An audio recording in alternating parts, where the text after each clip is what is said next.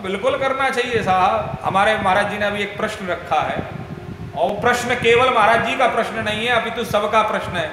और आजकल के समय में हम समानांतर ये कोरोना नाम की बीमारी जो महामारी आई है, ये जो बीमारी आई है, इस बीमारी ने लगभग बहुत सारे शंकाओं का समाधान कर दिया होगा। जो लोग ये कहते थे कि अरे साहब ये दूरी, ये भेदभाव, ये छुआ, ये तो इन लोग मनुवादियों ने बना दिया, छुआछूत है। नहीं, सब एक समान होते हैं, सब एक समान होते हैं, सबके गले लग जाओ ना, सब एक समान है। तो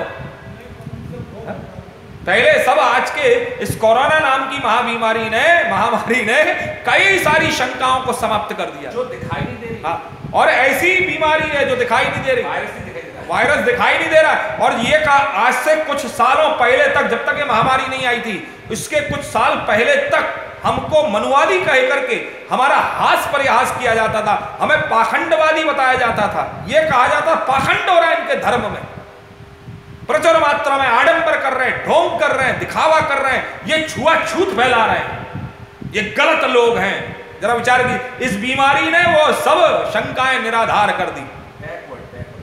और स्थिति क्या आई, जरा विचार करिए। अब आदमी के गले नहीं लग रहा। अरे आदमी की छोड़ो साहब, अब तो घर में घरवाली गले नहीं लग रही है। वो परिवार के बच्चे भी कह रहे दूर हटो, पहले हाथ धो करके आओ। अब ये क्या हो रहा है, छुआछूत नहीं हो रही है क्या? जरा विचार करिए। हमारे तिवारी जी महाराज जो है बेचारे पूजा करके घर जाते तो इनको पहले घर के बाहर ही इनकी पत्नी जो है, उनके पत्नी वो छोटी सी देव जो है नतनी, वो कहती है पहले नहाओ, है क्या कहती है? हाँ, दादू को मत छूना। पहले भारी इनको नहला दिया जाता, कपड़ा समेत बेचारों को नहला दिया जाता है। जरा विचार करिए। तो ये जो स्पृश्यता और अस्पृश्यता, हमारे यहाँ छुआछूत नहीं था, हमारे यहाँ था स्पृश्यता और अस्पृश्यता। यह वो था जिसमें स्पर्श करना है और किसको स्पर्श करना चाहिए और किसको नहीं करना चाहिए, उसका प्रावधान दिया गया था। लोगों ने उसको गलत ढंग से पेश किया, वह भी वामपंथियों ने पेश किया, विधर्मियों ने पेश किया, जो धर्म के बारे में नहीं जानते। और आजकल की आने वाली जो नई जनरेशन है, जो नई पीढ़ी है, उससे अगर आप पूछिए धर्म क्या है, उसे नहीं मालूम। धर्म का उद्देश्य उसकी नजर में सिर्फ इतना है, अरे ब्राह्मण को क्यों खिला रहे हो भाई, वो तो पहले ही भरा पूरा है। जैसा कि अभी महाराज जी ने कहा कि ब्राह्मण को ही श्राद्ध पक्ष में क्यों खिलाए? अरे किसी भिखारी को दान दे दो भैया, कोई समस्या थोड़ी ना है।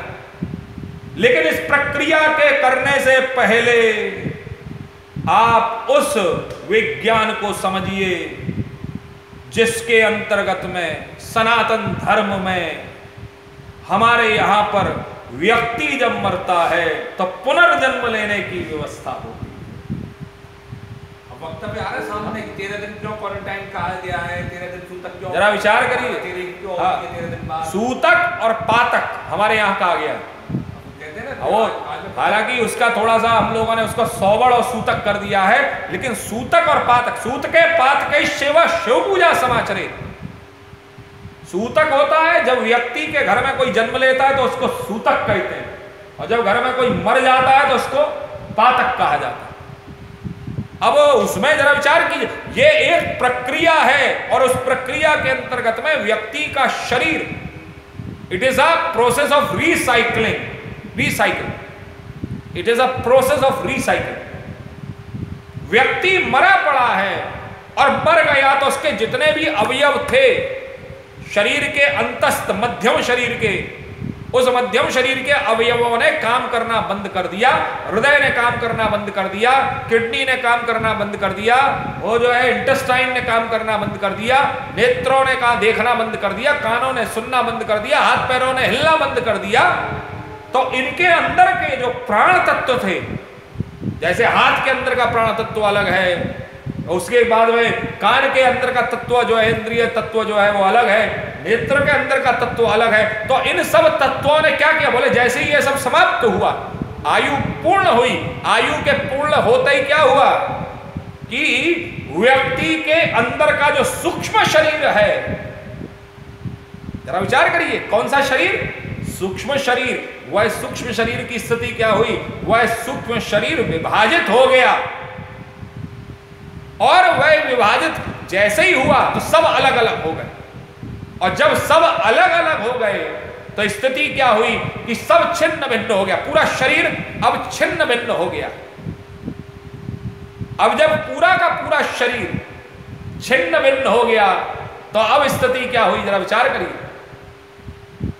पूरा शरीर जब छिन्न भिन्न हो गया तो अब स्थिति क्या हुई, जरा विचार करिए। अब स्थिति यह हो गई कि अब व्यक्ति के शरीर के जितने अवयव थे वो वहीं उपस्थित तो है, लेकिन वो मिल, इसको ऐसे मान लीजिए, चाय बननी है, चाय के लिए पानी भी है, केतली भी है, गैस भी है, अग्नि भी है, चाय की पत्ती भी है, चीनी भी है, अदरक भी है, दालचीनी भी है, सब कुछ है, लेकिन प्रोसेस नहीं शुरू हुआ है।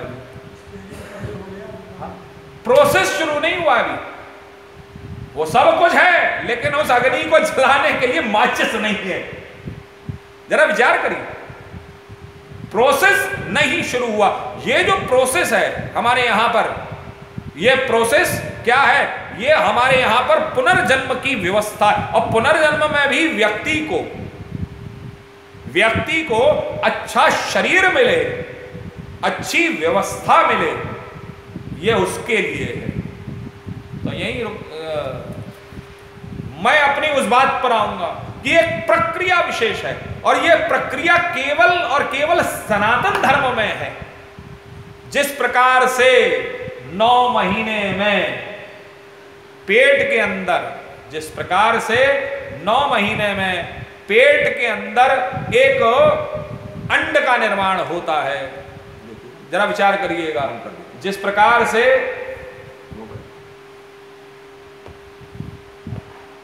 पेट के अंदर एक अंड का निर्माण होता है, एक पिंड का निर्माण होता है, और वो 9वें महीने को पूर्ण आहुति लेकर के वही 10वें महीने में वह एक प्रकार से दशविधा गात्र बन करके आता है। और जब दशविधा गात्र बोले 10वें महीने में आता है, तब एक बच्चा उत्पन्न 10वें महीने में, 9 महीने पूर्ण करके 10वें महीने में बच्चे का जन्म होता है।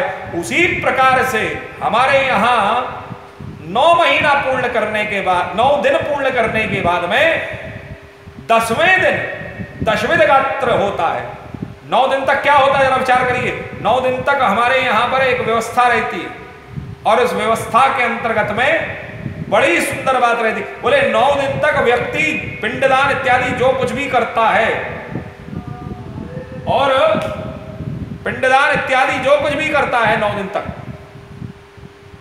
पिंडदान इत्यादि जो कुछ भी करता है व्यक्ति 9 दिन तक, तो स्थिति जरा विचार करिए क्या रहती है कि 9 दिन तक व्यक्ति की स्थिति ऐसी रहती है कि वो जो मृतात्मा है, वह मृतात्मा जो है एक प्रक्रिया के अंतर्गत में वो है 9 दिन तक एक, इसका जो हमारे यहां पर जो त्रयोदशा संस्कार, इसको संस्कार दिया गया है। और इस संस्कार के अंतर्गत में, त्रयोदशा संस्कार के अंतर्गत में एक बड़ी सुंदर व्यवस्था दी गई है कि त्रयोदशा संस्कार के अंतर्गत में उस मृतात्मा को दिव्यात्मा बना करके, देवात्मा बना करके उसको हम लोग कैसे विभूषित करते हैं, ये एक प्रक्रिया है। इसके बारे में कल हम लोग बात करेंगे। आज थोड़ा सा शायद नेट वगैरह में प्रॉब्लम है, तो कल आप लोग हमारे साथ में जुड़िएगा। कल इसी विषय पर, कल संपूर्ण इसी विषय पर हम लोग चर्चा करेंगे, क्योंकि आज समय भी हो चुका है। और ये बड़ा सुंदर विज्ञान है, मुझे इस पर बोलने में बड़ा आनंद आता है। तो ये बड़ा सुंदर विज्ञान है, तो इसके बारे में हम लोग पुनः